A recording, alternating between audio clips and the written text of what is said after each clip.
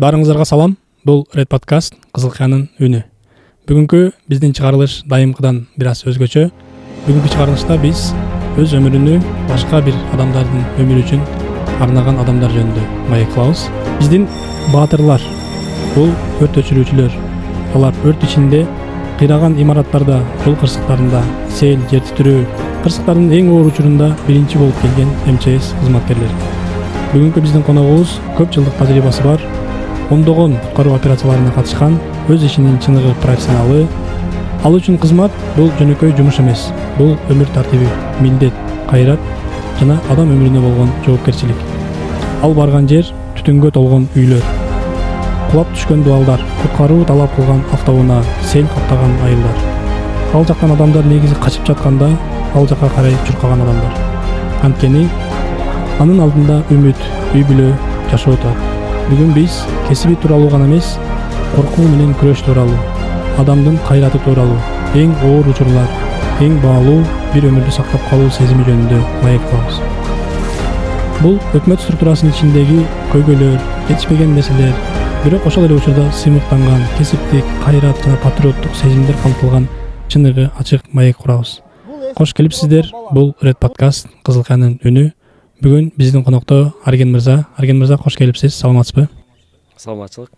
Арген мырза, сиз МЧСке кантип келип калдыңыз? Бул жакка келгениңизге сизге эмне түрткү болду? Ким түрткү болуп сиз бул сферага келип калдыңыз? Окуучулук кезде ошо кошунабыздын үйү өрттөнүп, анан ошондо кызыгуу пайда болгон деп эсептейм. Ошондо ошо крышасына чыгып, ошо сууларды чачып, ошо калып кеткен буюмдардын ташыганбыз да. Окуучулук кез болчу. Ошондо кызыгуу пайда болгон.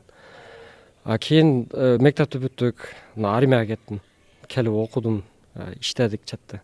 Анан келип ошо МЧСке жумушка кирейин деген ниет менен анан аракет кылып жүрүп, азыр Кудайга шүгүр, ошо куткаруучу болуп иштеп атабыз. Сыймыктанам ишим менен. Сиздин эсиңизде калган болсо керек, биринчи реалдуу операцияңыз, биринчи операцияга чыккан учуруңуз эсиңизде кандай сезим болду эле, эң биринчи операцияңыз? Биринчи чогуу албетте коркунуч болгон. Кандай болот экен депчи. Коркуу сезим албетте болгон. Анан кайтканда сыймыктанып кайтканмын да, ошондочу. Биринчи операцияңыз удачный болгон, а? Удачный. Баары коркосуң, биринчи чалуу түшкөндө эле коркосуң да, ошо адам жок бекен депчи. Адамга эчтеке болбоппу деп. Ошо биздин негизги максат адам өмүрүн сактап калыш да. Ошого чалуу түшкөндө эле ошондой сезимдер пайда болот, адам жок бекен деп. Андан кийинкиси ошол максимально жардам беришти. Үй бүлөңүз бул кесипке кандай карайт сизге? Мындай койчу аны деген болду же негизи үй бүлөңүз такыр эле сизди колдойбу? Үй бүлөм албетте колдойт, коркушат бирок. Өзүңүзгө этият болуң депчи. Айныкса жубайым, этият болуп, аман эсен кайтып келиң деп чыгарат үйдөнчү. Бул өтө жакшы иш деп айтсамбы, кандай десем, жакшы да. Ошо ниетиң таза болот да бул жердечи. Үйдөн чыкканда эле ошо сменибиз тынч өтсүн деп чыгабыз да. Ниет жакшы, эч кимдин үйү күйбөсүн, эч кимге эчтеке болбосун, ана жол кырсыгы катталбасын деп. Ошо ишибиздин эң жакшы нерсеси ошо ниетиңден тазалыгы башталат да. Жакшы. Негизи сиздин МЧС кызматкери катары милдеттериңиз эмне? Негизи МЧС кызматкеринин милдети эмне? Сактоо, коргоо, жардам. Негизги милдетибиз ошол. Анан операция учурунда негизги милдетибиз өзүбүздүн амандыгыбыз да. Өзүбүздү этият кылыш биринчиси. Өзүбүз сак болсок, анан иш уланат да. Анан бир туура эмес кыймыл аракет менен же бир шашып өзүңө залалга келтирип алган болсоң, уже бул көптөгөн бир минустарга алып келип калышы мүмкүн да. Өзүңө дагы, ошо болуп аткан жерде дагы. Негизги милдетибиз ошо өзүбүздүн амандыгыбыз. Эң оор же эң мындай жоопкерчиликтүү операция сиздер үчүн кайсы? Эң кыйын операция. Мисалы үчүн биринчи операция келгенде сиздер үчүн корккон же тартынган, мындай кандайдыр бир жүрөгүңүздө толкундоо пайда кылган бул кайсы операция сиздер үчүн? Бардык эле операция ошондой болот. Анан ошо үйдүн ичинде адам же жаш бала калып кеткен болсо, ошол бизге өкүнүчтүү да. Мында былтыры жаш бала каналга түшүп кетип, ошо 4 саат, 4,5 саат издөөчү жүрүп, ошо акырында табылган бир аянычтуу акыбалда жаш бала анан каза болуп калган да суудачы. Ошо каналдагы суударды жаптырып туруп анан табылган да ошол момент аябай бир дестен кетпейт да. Сезонго карай турган болсок, сезону кайсы? Жакшы мындай нерсе болбосун го, бирок көпчүлүк учурда кырдаал пайда болгон учур кайсы сезонго туура келет? Сезону ушу жаз жай мезгилдери, жай мезгилинде өтө көп болот. Мына күн катуу ысыганда мына талаалардагы чөптөр, ар кандай өсүмдүктөр, буудайлар күйүп кетиши мүмкүн да. Ошол кырдаал үйлөргө өтүп кетет, королорго өтүп кетет, атканаларга өтүп кетет. Чөп бул өтө тез күйөт да. Тез бир кыймыл аракет кылбасаң уже кечиксең бүттү да. Жаз жай мезгили өтө көп. Тез кыймылдаш керек дедиңиз, бул сиздерге норма бар да, мисалы үчүн сиздерге чакыруу келгенден кийин канчалык тез кыймылдашыңыздар керек? Эми минутага салганда уже 1 минутта чыгып кетебиз бияктанчы.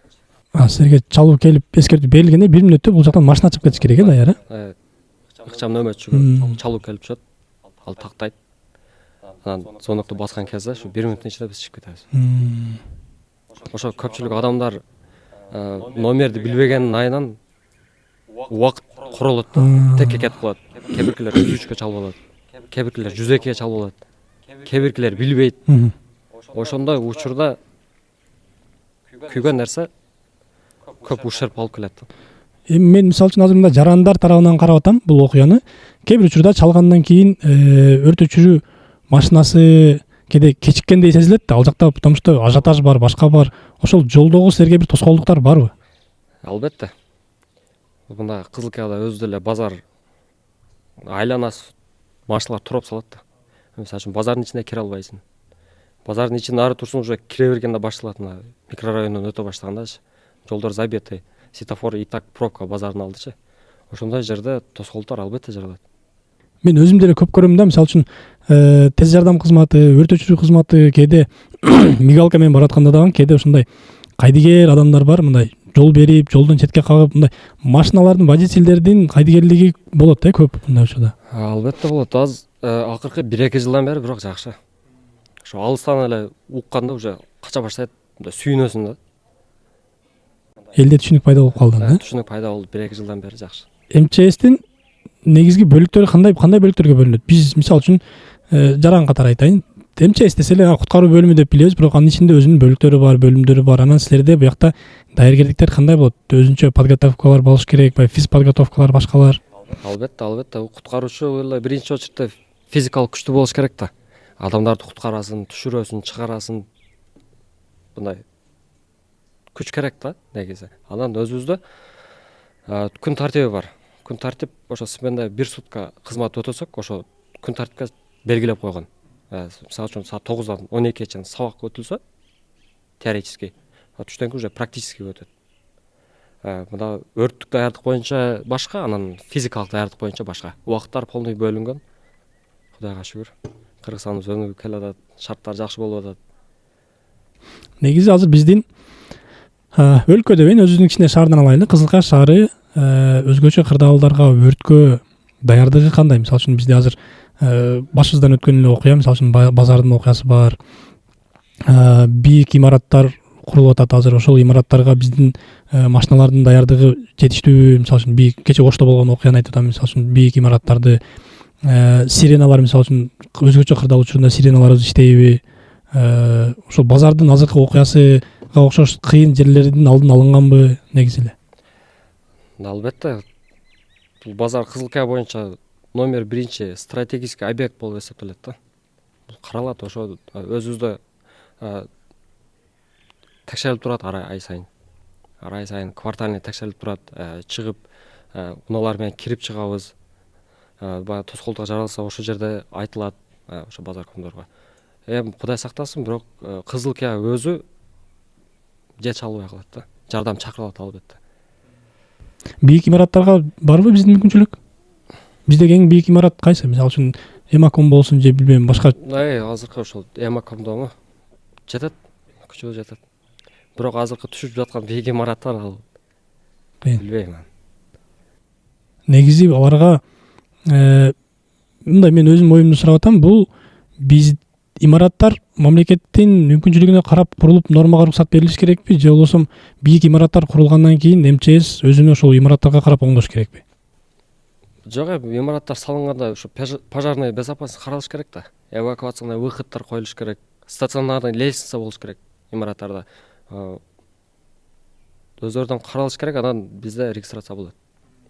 Өзүдөн көрүлөт, көзөмөлгө алынат. Бардыгы мындай калып кетпейт да. Сиз өзүңүз ушул куткаруучулук өмүрүңүздө катышкан эң оор деп санаган операцияңыз кайсы болду эле? Эң оор кандай физикалык эмес, ошол Моралдык болсун, сиз үчүн мындай өтө оор сезилген бир операция. моралдык, психологический жактан караганда ошо жаш бала сууга түшүп өлгөн болгондо кыйын. Колдон эчтеке келбейт да. Алдыңда жатат. Өкүнүчтүү акыбалда. Кудай сактасын.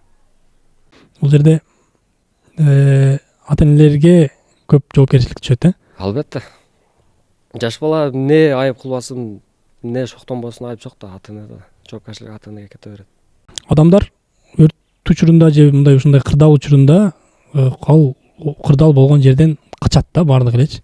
Бирок силер куткаруучулар ошол кырдаал болгон жерге карай чуркайсыңар да. Бул жерде кандайдыр бир психологический өзүңөрдү кантип даярдайсыңар бул нерсеге, коркууга каршы. Мисалы үчүн ал жерде адамдар корккондон качып аткан жерге силер наоборот чуркап ал жерди куткарганга аракет кыласыңар. Бул жерде психологически силер кантип даярданасыңар? Психологически ошо күнтардын айтып өткөндөй ошо сабактар өткөрүлөт бизде, даярдыктар болот.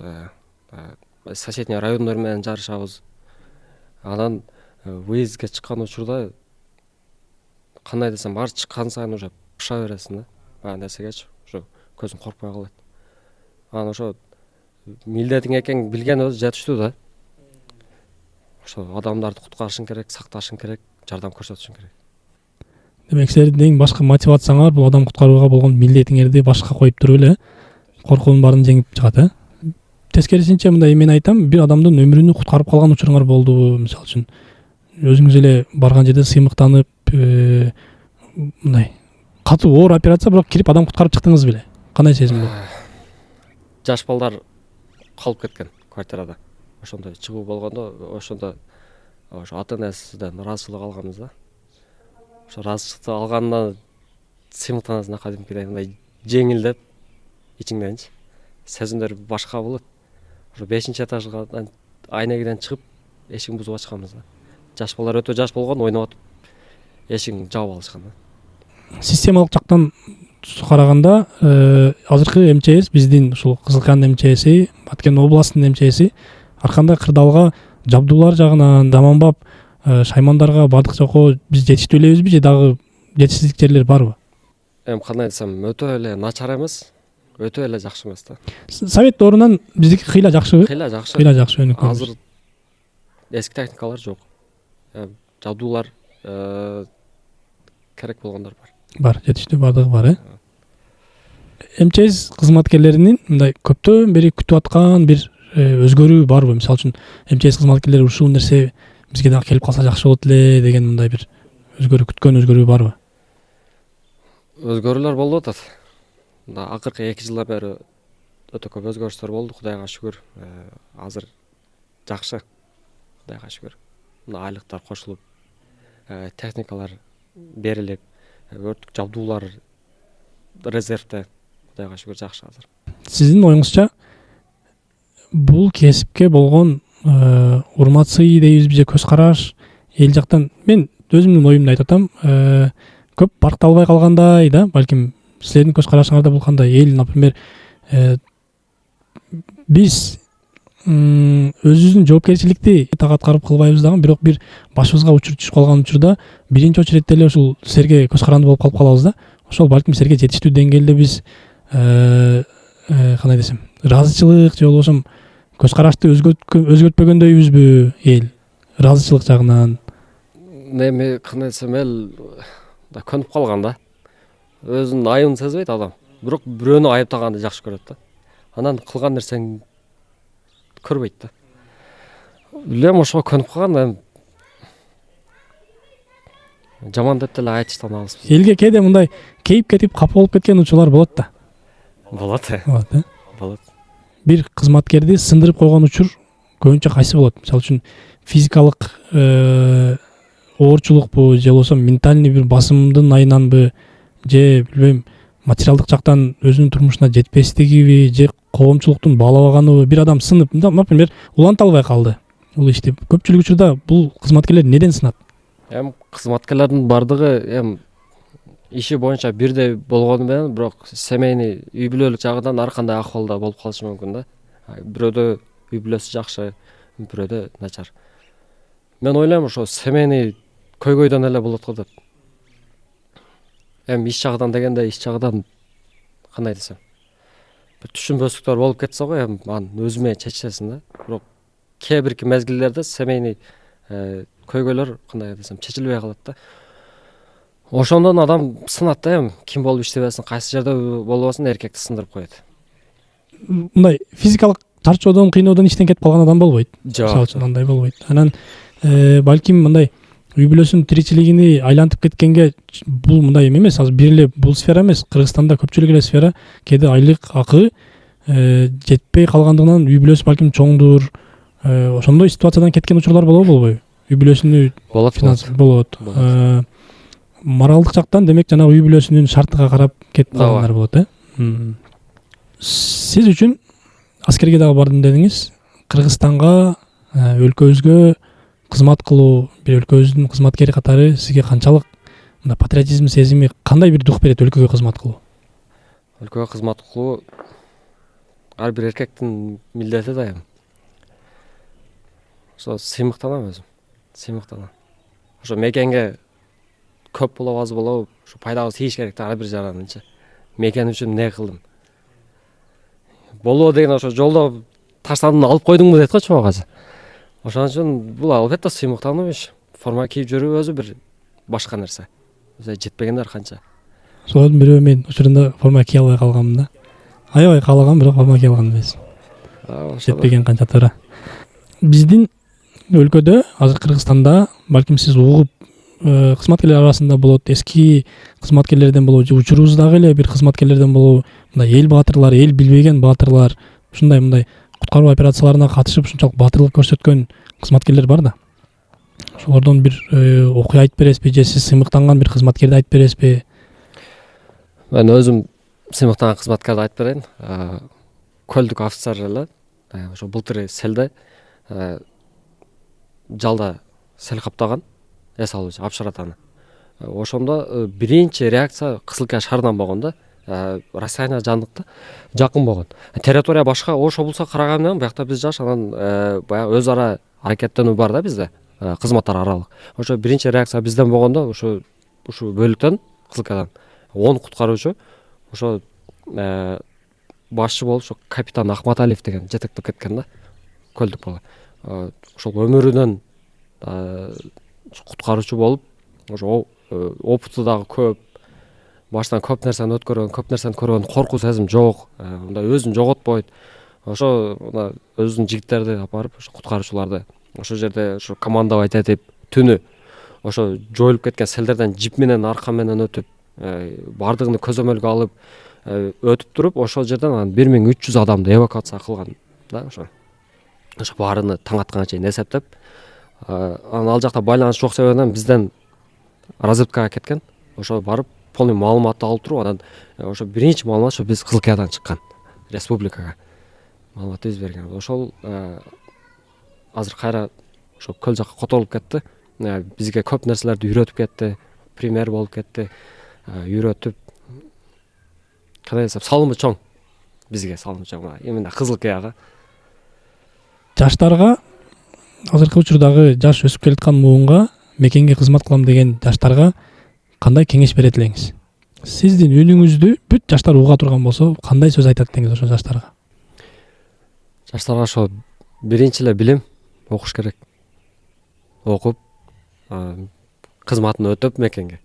Андан кийин ошо ким кайсы багытта окуган, ошо менен ошо салымын кошсо ар бири.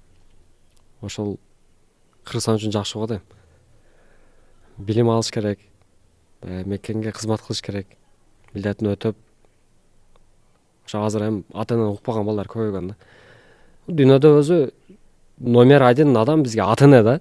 Ата энеден выше адам жок да үйдө. Ошондой балдарга айтат элем, ошо ата энени угуш керек, нааразы кылбаш керек. Чынында эле туура айттыңыз. Например, азыркы жаштарды карасаң, кээде ата энесинин дагы тили өтпөйт, кээде өзүнүн улууларды, мугалимдерди укпаган жаштар. Негизи эле жаштардын азыркы ситуациясы бир аз кыйыныраак да. Буларды биз түшүнө албай атабыз, алар бизди түшүнө албай атат. Аларды биз тартипке кантип келтире алабыз, же болбосо буга бир отдельный бир система, мисалы үчүн армия өзгөчө бир система, ушундай бир системага киргизиш керекпи, же сиз кантип ойлойсуз, бул жаштарды биз кантип келечек ушулордо да эмне кылышыбыз керек? Баягы сөздүн башында айтып өткөндөй, ата эненин тарбиясыга такалат да баардык нерсечи. Ошо жаштыгынан ата эне туура тарбия берсе, бала туура жолдо өсөт. Азыр балдарын таштап кеткендер канча? Өлкөдөн сырткары иштеп жүрүшөт. Ошолор кандай өсүп атат? Тарбиясы кандай болуп атат? Эртең ошо балдарга ким жооп берет? Жоопкерчилик ата энеге келип такала берет да. Ата энесине таштайт ата энеси. Же башка бирөөгө таштайт, уже болду да. Ата энелик милдет баланы тарбиялаш да. Баланы көзөмөлдөш. Айтат го, ата эне кандай болсо, бала ошондой болот дейт. Сен ата энеге кандай мамиле кылсаң, эртең балдарыңа ошондой мамиле. Ошо ата энелер жоопкерчиликтүү болуш керек го дейм. Эгерде сиз бир чечим менен бир белгилүү бир позицияга бир жерге келип калып, МЧСтин ичинде, МЧС системасынын ичинде бир өзгөртүү жасай алсаңыз, неден баштайт элеңиз? МЧСти жакшыртуу үчүн бул бир эле бүт Кыргызстан боюнча айтып атам. МЧСтин эң башына келип калдыңыз дагы кайсы өзгөртүүнү жасайт элеңиз, эмнеге көңүл бурат элеңиз? Мисалы алганда мен ошо элдер менен иштешмекмин да. Элдерге түшүнүктүү болуш үчүн, элдер билсин деп. Түшүнүк жогунан да кээ бирки ошибкалар болот адамда.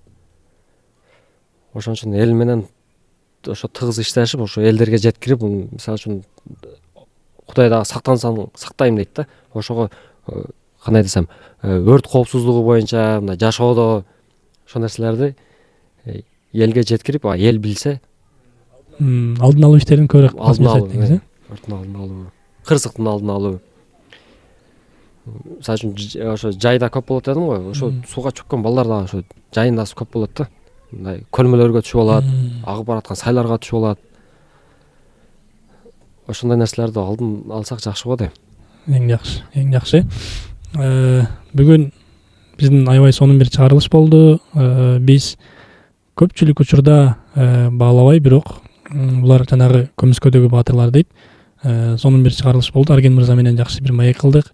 Булар биздин өмүрүбүз үчүн, калктын, элдин, жана өзү айтып кеткендей, биринчи иретте булар өздөрүнүн өмүрүн куткарыш керек. Анткени көбүрөөк элге мындан кийинки кызматка пайдалуу болуп калыш үчүн. Булар өздөрүнүн өмүрүн биздин өмүр үчүн арнаган чоң баатырлар.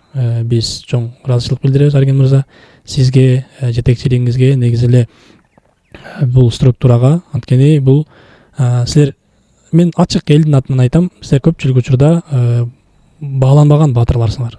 Элдин оозунда дайым эле силер болбойсуңар, бирок бир учур келгенде силер өзүңөрдүн өмүрүңөрдү дагы эч нерсеге эме кылбай туруп, барктабай туруп, башка бирөөнүн өмүрү үчүн өзүңөрдүн өмүрүңөрдү тике коюп бересиңер да. Ошон үчүн силерге чоң ыраазычылык, ишиңиздерге ийгилик, сизге болсо карьералык чоң бир ушул кадам менен кете бериңиз, элибизге кызмат кыла бериңиз. Буюрса элдин атынан, Кызылкая шаарыбыздын атынан, бүт Кыргызстандын атынан силерге чоң ыраазычылык айтабыз. Ишиңиздерге ийгилик. Чоң рахмат сиздерге дагы. Ушундай жетпей калган үндөрдү жеткирип, чыкпай калган сөздөрдү чыгарып, ошо элдин кызматында жүрө бериңиздер. Ошо Кыргызстандын өнүгө берсин. Чоң рахмат.